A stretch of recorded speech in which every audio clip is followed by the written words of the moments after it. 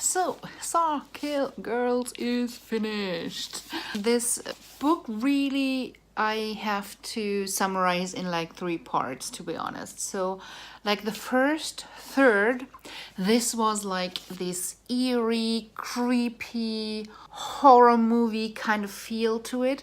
I really felt like it was written so like in a way that I felt like I was watching a horror movie, and it was really creepy in a way. And there were a few times when I had like these creepy chills that I only usually get when I'm seeing a horror movie. And I am not a horror movie person, so I was still intrigued enough to like continue with the story. But I was thinking at times like, ooh, this is out of my comfort zone, like really. Then, like, the middle part became less creepy. There's still a little bit creepy in there, but it kind of became a little bit less creepy because we start to understand what's happening a lot more. We are getting a little bit more fantasy details, and it's becoming more about girl power in a way. It becomes more about girl friendship, about girl on girl action in a way. Even though I could have done without that, to be honest. I felt like the story didn't necessarily needed it. In a way, it felt like it was put in there so that they can claim that they put like some diverse sexuality in there in a way.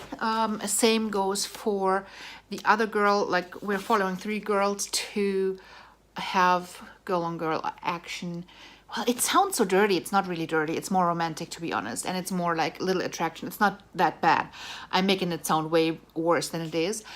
But the other one has also like diverse sexuality. It feels very like forced so that we have diversity in there.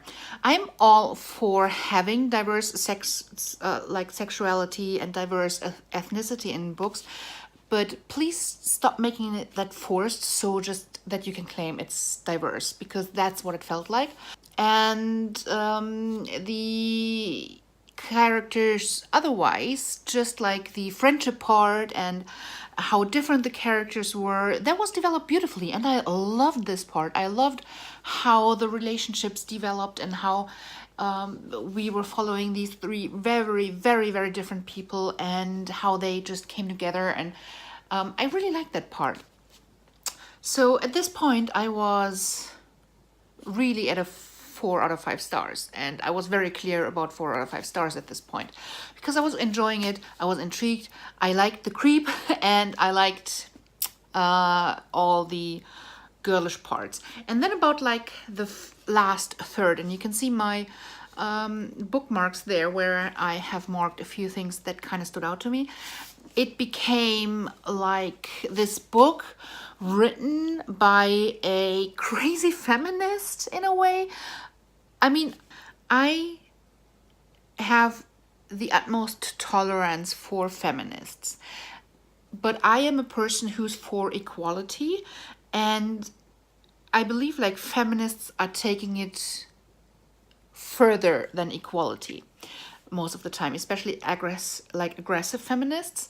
They're taking it to the opposite of equality then. So like putting women above men. And I don't like that either. I am all for equality. I'm for like courtesy and lady and gentleman behavior in a way that you still treat and respect each other with an equal respect. So very aggressive feminist thinking feels like it's not doing that. It's more like putting men down or displaying men in a really, really bad, an extremely bad light, and in an over-the-top bad light. So what happens sometimes, and this is what I feel happened in the last third of the book, it felt like men were displayed in a way a feminist, an aggressive feminist, would describe men or would like paint a picture of certain men. So the first thing that happened is on page, like the first thing that stood out to me. There might have been a few before, but this kind of was putting it over the line, was on page 363. And we have like these two girls having like exploring superpowers, and they have a male friend, and this male friend is the one friend who knows the ancient language like Latin, and they found a book and he is translating it. And they're like, okay, they're to this guy, okay, go on, explain what you found in this book.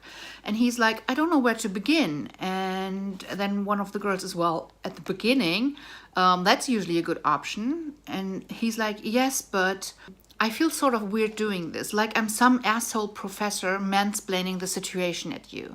How do you get mansplaining from one person doing the research and explaining what he researched to the others? And the response of that girl is, look, while my friend and I were out fighting literal monsters with our superpowers, you were sitting here with your dictionaries obsessively translating this stupid book.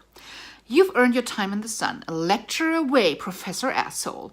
Oh, and I assure you, the minute you start mansplaining anything to me, I'll be the first one to let you know about it. This already comes off too aggressive to me. And then he starts explaining things, and we have to consider that he doesn't know what they know at this point. So he starts saying something and explaining some part of what he discovered. And he's like, you know what these are, right? And this girl reacts by giving him a truly impressive eye roll.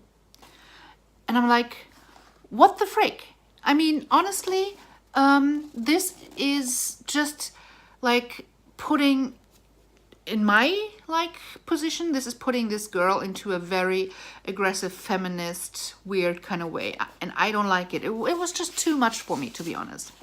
The second time something happened, so we have this group of men entering the whole field, and I'm not explaining more about this group to not spoil anything, but one of these men literally says the following: wonderful, we hardly had to do anything at all. Do you see, my friends? Even these extraordinary girls are susceptible to the same weakness that plague their entire sex. They want this. In their heart of hearts, they want to destroy each other. Really? Really? I mean, if a man would say that, I would be the same, like, really. But I feel like this is used here to picture these, like, did you have to go that far to picture them like that? I don't know. And it was then, like, all rounded off by one of the girls talking about God, and she's like, she can't imagine God. And this is a quote that I'm very torn about. She can't imagine God like the one she'd grown up hearing about, some man sitting in the clouds, yada yada. But she could imagine a God in the shape of like the nature and stuff.